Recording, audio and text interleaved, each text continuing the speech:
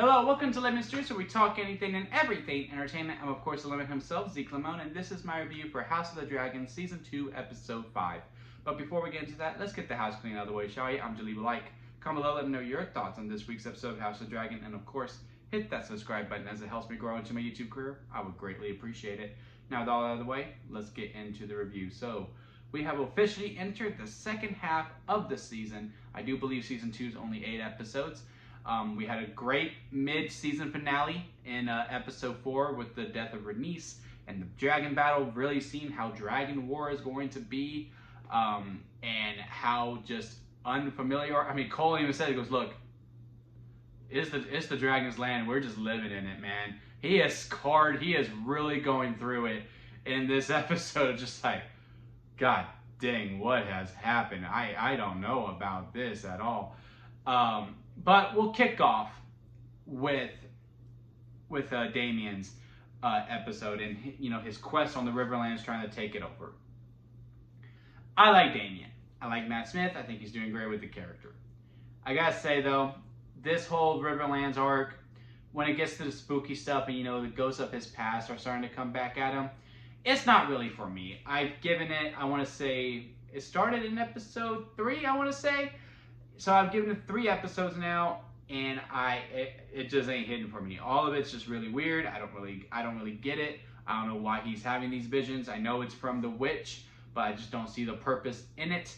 I do like all the stuff where he is not being spooked, and he's trying to take over, but all these the Brackens and the Blackbeards, everyone in the Riverlands, it's just not taking his crap, and he's just really dumbfounded. I like all that stuff with it. Like when he has that dragon, he's going, look, bend the knee to me, or get flamed by the dragon. And he goes, okay, we'll take the flames. And then he just started walking off, and I thought he was gonna flame them because we had the good cinematography with the dragon looking, ready, like, say Dacarius, I'm ready. And then he doesn't. He's just sitting on the log like, I don't know why they were just so willing to die. Like he was just so dumbfounded, and he's like, look, I can't kill them. I can't. Like I need the bodies, and I like their mindset. I need it. And this is when he makes the same line that what's her name? His girlfriend from season 1 says to Rhaenyra, like, some things the crown cannot be seen doing. So do what you gotta do to get them on my side. And even that backfired on him. It was like, you know what? Nope. We're not gonna stand for that. You can kill us all, but we're not gonna bend to the knee to the tyrant. We're just not going to. And also how Damien is very much, he is the third team in this war. There's Team Green and there's Team Black, and then there's Team Daemon, because he's wanting to take over the Riverlands for himself just to get to the throne. He thinks that throne is rightfully for him. And somehow the ghosts of his past are part of that. Again, that part just isn't for me. But I know it is for a lot of y'all. A lot of y'all are liking his little Luigi Mansion arc that he is on. But for me, it's just not hitting. It's the stuff I'm least looking forward to the most within this season, which sucks because again, I like Matt Smith and I do like the Damien character. I'm just ready for him to get back to King's Landing. I'm ready for him to get back to Dragonstone and being, that wild card that you just don't know about. I'm ready for him and Aemon to have another conversation, or maybe not a conversation. That's what I want. I want the two people who are similar to go toe to toe. Now let's talk about Team Black. Now this is the team that I represent. I got the red and black on. I'm all for them. And again, it does seem like they are finally starting to take steps. The main thing, to take away is the conversation that he had with Damien's ex, if you will. Again, I will work on the names, guys. And then the conversation that she has with Jace. And also how she is, admitting to the guy. Again, I don't know her counsel that well, but it's the guy who's been really stepping on her lately, going, look, we lost this, we lost that. And, who's really challenging her on all these battles, going, look, you're right, I messed up. And I need you to go talk to Damien. Okay, now he's going to see him. We're going to find out where he really lands. Because she knows. She was like, I need to know his true intentions on what. If he's really for me or if he's going for himself. And he's like, nah, he wouldn't. And everyone was like, yeah, he would. Damien absolutely would try to take the crown for himself. So cool, that's a step forward to really figure out to make this plan instead of just sitting and waiting and then making one rash decision. Then there's the conversation that he had with the ex going, look, sometimes there's some things you just can't do. Send someone out to go start whispers to get people on her side, because power to the people does help in some ways or form. Then the conversation with Jace, where there's the battle test that, look, we just can't fight Vhagar. Aemon's now the king who is stepping in, while Aegon is on bed rest, and he is the biggest, baddest dragon. We do have 2 big dragons, but they don't have drivers, and we don't have any more Targaryens.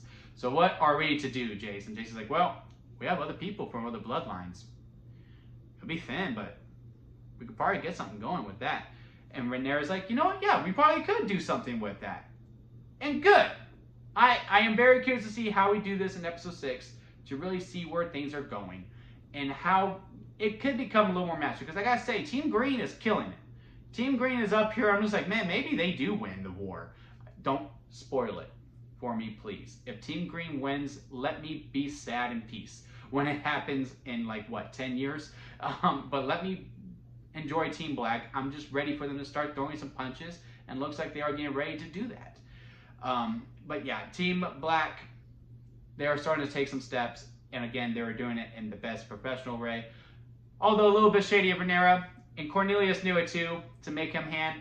Granted, you did have to make him hand because you need all the support you can get. You lost your #1 ally with Rhaenys gone now, who was your one, the other woman who, y'all could just get each other.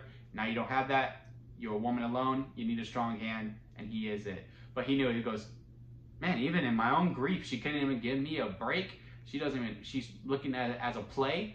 He knows, and he's going to accept it, and it'll be very good for Rhaenyra. He's going to be a very good ploy to see how this continues on. Now on the Team Green, they are obviously going over the loss of Aegon. Well, not the loss. He's on bed rest. But I don't know why. I really thought Alicent would be sitting at the table, being the person in charge. Because, to me, the war is between them, right? It started with them, it should end with them, and they should be the ones making the plays. Rhaenyra and Alicent. They should be the ones making the play. Granted, they're the only 2 who really want true peace, but hey, it is what it is. But that scene at the table where they're going, look, we already made sure a woman wouldn't be on the throne. What will we look like if we did let a woman sit on it now there is no peace? That's really why this war started. So Aemon needs to be at the head of the table. And everyone agreed, even her 2 booty calls, well, 1 foot call. But he sits there and he starts making plans immediately, and he is just ready to go. Got the rat catchers down, all that, shut down the doors, and you could just feel the tension in the room turn when Aemon took charge. And again, I'm just very curious to see how it does continuing on. I wonder what other plays are going to be played there, because Aegon's wife, or their sister, is what it costs, because Aemon must have done something a little bit more to make Aegon as hurt as he is, because everyone's really looking at him like, what'd you do, bud? Aegon may have made it if Aemon didn't get to him first, is what it's starting to look like. And like I said, Team Green is actually making moves, and they have all of the firepower right now, literally, because they got Vhagar. And Cole, who just looks so I don't know. I know war. He's doing all these tactics again, showing I don't remember the dragon's name, but showing the head, and everyone's getting freaked out by I don't know why this is not working. This is a win. And then Alicent's brother's going, was it really a win? I don't know if you can really call it that. And everyone's going, man, I thought dragons were gods. And then we have this other storyline with the guy who thinks he's a Targaryen, or maybe he is a Targaryen. He's a bastard son of someone. I wonder how that's going to come into play too. Maybe he goes to Dragonstone and be with Rhaenyra and sees if he can ride a dragon. Because I'm assuming we're going to get the tryouts next week. But yeah, overall, not my favorite episode. But I do think all of us going in were thinking, okay, there's no way this episode is going to surpass episode 4. But maybe it can at least match it. And even that was a big high bargain to get to. And it is what it is. You know, like, is this at the bottom? No, it's like right in the middle of all 5 episodes that come out. It's probably third. It's third or fourth to me personally.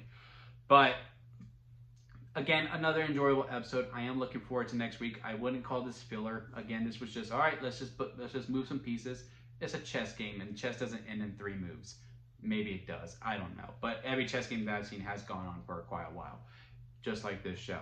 But yeah, comment below. Let me know your thoughts on it. Hit that subscribe button because it does help me out. I do appreciate that. If you did last this long, leave a like. I really do appreciate you staying this long. And don't forget to squeeze the day, guys, because life is too short to not live it to your full potential. So squeeze every moment that you can. And until next time, I'll see you here at Lemon Studios.